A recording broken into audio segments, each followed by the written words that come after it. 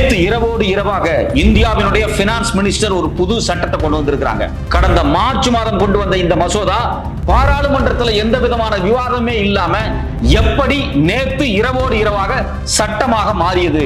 எதிர்க்கட்சிகள் எல்லாருமே நேற்று மிகப்பெரிய பேரணி நடத்தி ஆர்ப்பாட்டம் நடத்திட்டு இருக்கக்கூடிய அந்த நேரத்தில் பாராளுமன்றத்தில் விவாதிக்கவே கூடாது, அப்படி விவாதிச்சா இது மோடி அரசாங்கத்துக்கு மிகப்பெரிய பின்னடைவு ஏற்படுத்தும் அப்படின்னு சொல்லி அவசரமா அந்த சட்டத்தை கொண்டு வந்திருக்காங்க. அது மட்டும் இல்லாம உச்ச நீதிமன்றம் இது மாதிரி எந்த விஷயம் நடந்துடக்கூடாது அப்படின்னு ஏற்கனவே தெளிவா எச்சரிக்கை பண்ணிருக்காங்க. அந்த எச்சரிக்கையும் ஒரு பொட்டு கூட பொருட்படுத்தாம நேத்து எதுக்காக நிர்மலா சீதாராமன் இந்த சட்டத்தை கொண்டு வந்தாங்க?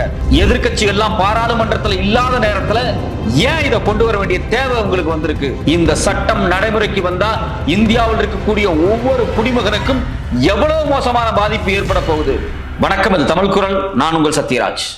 இந்தியாவினுடைய நிதியமைச்சர் நிர்மலா சீதாராமன் திடீர்னு பாத்தீங்க அப்படின்னா ஒரு புது சட்டத்தை யாருக்குமே தெரியாம அமல்படுத்தி இருக்கிறாங்க. நேற்று பாராளுமன்றத்துல இது விவாதமாகவே இல்லை. பார்லிமெண்ட்ல விவாதிக்காத ஒரு விஷயம், ஏற்கனவே கடந்த மார்ச் மாசமே இந்த சட்டம் கொண்டு வரப்பட்ட விஷயம். ஸ்டாண்டிங் கமிட்டிக்கு போய் கமிட்டி சில ரெக்கமெண்டேஷன்ஸ் கொடுத்திருந்தாங்க. அதை பார்லிமெண்ட்ல விவாதிச்சதுக்கு பிறகுதான் இந்த மசோதா சட்டமா மாத்தப்படணும். ஆனா பாத்தீங்கன்னா நேற்று எதிர்க்கட்சியை சார்ந்தவங்க, திமுகவை சார்ந்தவங்க, மற்ற எல்லா கட்சிக்காரங்களும் இந்த மோடி அரசாங்கத்துக்கு எதிராக, குறிப்பாக பீகார் தேர்தல் இருக்கு பாத்தீங்களா, இந்த தேர்தலில் வாக்காளர் பட்டியல் தயாரிக்கிறதுல முறைகேடு நடக்குதுன்னு ஒரு போராட்டத்தை பண்றாங்க, ஒரு பேரணியை நடத்துறாங்க. இந்த பேரணியை மையமாக வச்சுக்கிட்டு இதாண்டா சாக்கு அப்படின்னு நேற்று அவசரமாக நிர்மலா சீதாராமன் இந்த புதிய சட்டத்தை கொண்டு வந்திருக்காங்க. இந்த சட்டத்துல மிக முக்கியமான ஒரு சரத்தை இன்செர்ட் பண்ணிருக்காங்க. ரொம்ப முக்கியமான ஒரு விஷயத்தை, பெரிய விவாதமே இல்லாத ஒரு விஷயத்த நாமெல்லாம் சாதாரணமா உட்கார்ந்துட்டு இருக்கோம். ஆனா இவ்வளவு பெரிய விஷயத்தை அவங்க உள்ள இருந்துச்சிருக்காங்க. அதை எடுத்து படிச்சு பார்க்கும்போது நமக்கு ரொம்ப அதிர்ச்சியாக இருக்கு. குறிப்பாக ஏற்கனவே கடந்த மார்ச் மாசமே ஹிந்து பத்திரிகை, India today, business standard, mint, இது மாதிரி முக்கியமான பத்திரிகைகள் இதை எச்சரித்து கட்டுரை எழுதியிருந்தாங்க. ஏன் இந்த அரசு திடீர்னு இது மாதிரியான விஷயங்களை சட்டத்துக்குள்ள சேர்த்துறாங்க அப்படிங்கறதெல்லாம் பெரிய விவாதமா மாறிச்சு. ஆனா அதுக்கு பிறகுதான் பாத்தீங்க அப்படின்னா இது பாராளுமன்றத்துல ஒரு கமிட்டி போட்டு விவாதிக்க வேண்டிய நிலைமைக்கு வந்துச்சு. அந்த கமிட்டி சில ரெக்கமெண்டேஷன்ஸ் கொடுத்திருக்கக்கூடிய இந்த நேரத்துல பட்டுன்னு சொல்லாம கொள்ளாம பார்லிமெண்ட்ல விவாதமே இல்லாம இவங்க பாட்டுக்கு நேற்று அமல்படுத்திட்டாங்க. அதாவது இந்தியாவினுடைய இன்கம் டாக்ஸ் பில், இந்த இன்கம் டாக்ஸ் பில்லுல அமெண்ட்மெண்ட்ஸ் கொண்டு வந்திருக்காங்க. அந்த அமெண்ட்மெண்ட்ஸ் நிறைய விஷயத்துக்கு அவங்க கொண்டு வந்திருக்காங்க. அதெல்லாம் தனித்தனியா பார்க்க வேண்டிய விஷயம். ஆனா அந்த அமெண்ட்மெண்ட்ல குறிப்பாக செக்ஷன் 132A சில மாற்றங்களை செஞ்சிருக்காங்க. இப்ப வழக்கமா பாத்தீங்க அப்படின்னா ஒரு இன்கம் டாக்ஸ் அதிகாரி இருக்காரு அப்படின்னா அவர் நேரடியாக யார் வீட்லயாவது போய் இன்கம் டாக்ஸ் ரைடு பண்ண போறாங்க அப்படின்னா பெரிய பெரிய முதலாளிகளா இருக்கலாம், அரசியல்வாதிகளா இருக்கலாம், இதையெல்லாம் தாண்டி வருமான வரி கட்டக்கூடிய எந்த குடிமகனாக இருந்தாலும் அவனுடைய வீட்டில் போய் ஆக்சஸ் பண்ண முடியும். ஏன்னா உங்களுடைய இன்கம் டாக்ஸ் நீங்க சரியா கட்டல, இல்ல முதல்ல சம்மன் அனுப்பலாம், ரைடு பண்ணலாம், என்ன வேணாலும் பண்ணலாம்.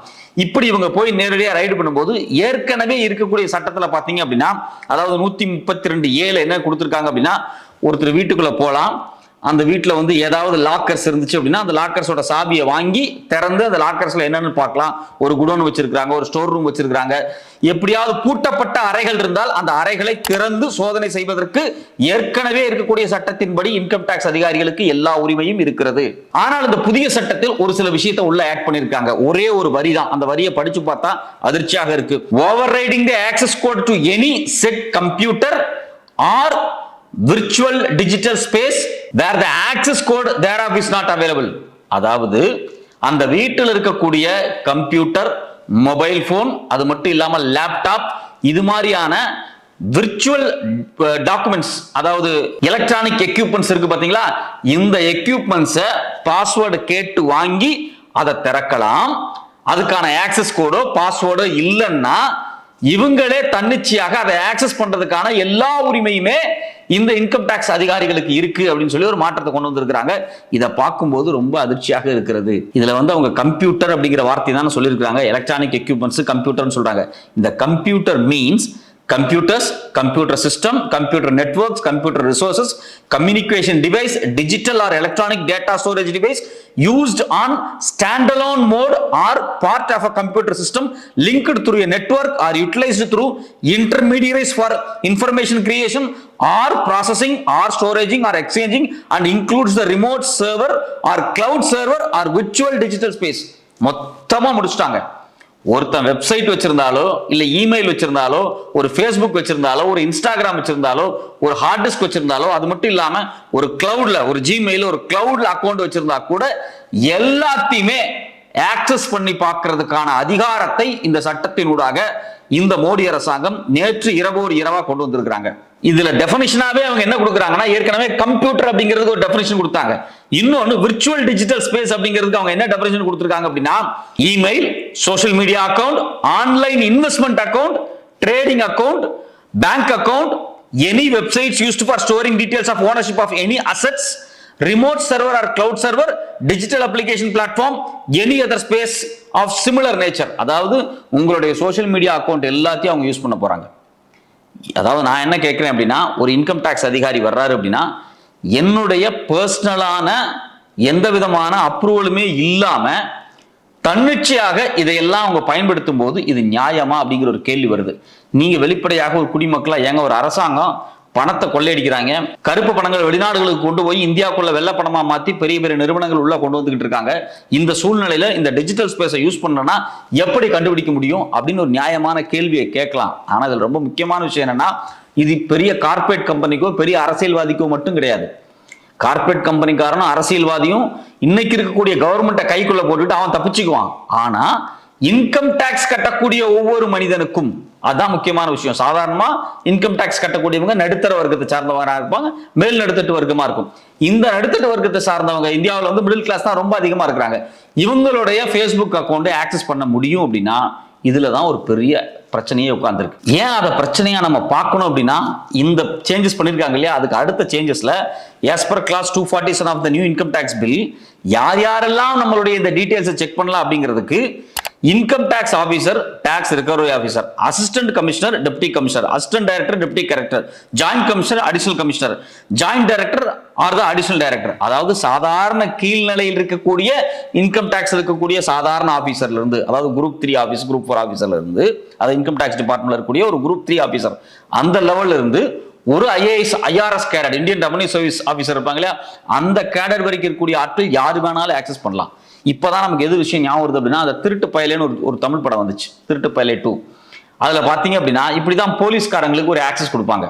என்ன ஆக்சஸ் கொடுப்பாங்க அப்படின்னா, இப்படி வந்து சில தவறுகள் நடந்துட்டு இருக்கு, இதை நீங்க வாட்ச் பண்ணணும். அதாவது போன்களை வந்து ஒட்டு கேட்கறதுக்கு போலீஸ் டிஜிபி அப்ரூவல் கொடுப்பாரு அந்த படத்துல. இந்த ஆபீசர், சாதாரண ஒரு எஸ்ஐ ரேங்க்ல ஒரு ஆபீசர் என்ன பண்ணுவான், அந்த அப்ரூவலை பயன்படுத்தி யார் யார் கூட பேசுறாங்க அப்படின்னு ஒட்டு கேட்பான். அதாவது இதுல 2 விஷயம் இருக்கு. ஒன்னு, ஒரு மினிஸ்டர் வந்து ஒரு லஞ்சம் வாங்குறதுக்காக பணத்தை வந்து கைமாத்துவார். உண்மையாலுமே ஒரு கிரவுண்ட்ல இருக்கக்கூடிய அதிகாரி என்ன பண்ணணும், இதை அரசாங்கத்துக்கு சொல்லி அவர் மேல நடவடிக்கை எடுத்து அந்த மினிஸ்டர் கைது செய்யப்பட்டிருக்கணும். ஆனா இங்க என்ன நடக்கும் அப்படின்னா, ஒரு எஸ்ஐ ரேங்க்ல இருக்கக்கூடிய ஆபீசர் நேரடியாகவே இதை வந்து ஒட்டு கேட்டுட்டு இதை பெனிட்ரேட் பண்ணி அந்த பணத்தை இவரு கொள்ளையடிப்பார்.